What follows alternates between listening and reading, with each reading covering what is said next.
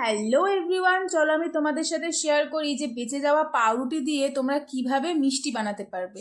তো পাউরুটিগুলোকে আগে আমি এভাবে ত্রিকোণ করে কেটে নিয়েছি, আর এক সাইডে আমি গ্যাসে বসিয়ে দিয়েছি তেল। আর যেহেতু এতে শিরা লাগবে তাই তার জন্য আমি ইন্ডাকশানে এখানে বসিয়ে দিয়েছি চিনি আর জল দিয়ে শিরা হওয়ার জন্য। তোমরা কতটা পাউরুটি ইউজ করছো সেই অনুযায়ী তোমরা চিনির শিরাটা আইডিয়া করে বানিয়ে নেবে। তারপর ছাকা তেলে পাউরুটিগুলোকে এক এক করে সুন্দর করে ভেজে নেবে, আর বাকি যে পাউরুটিটা বেঁচে গেছিলো সেটা দিয়ে আমি ব্রেড ক্রামস করে ফ্রিজে রেখে দিয়েছি, অন্য কিছুতে ইউজ করে নেবো। তো তারপর পাউরুটিটাকে ভালোভাবে ওই চিনির শিরার মধ্যে ভালো করে ডুবিয়ে ডুবিয়ে নেবে, যাতে চিনির শিরাটা পাউরুটি ভালোভাবে অ্যাবজর্ভ করে।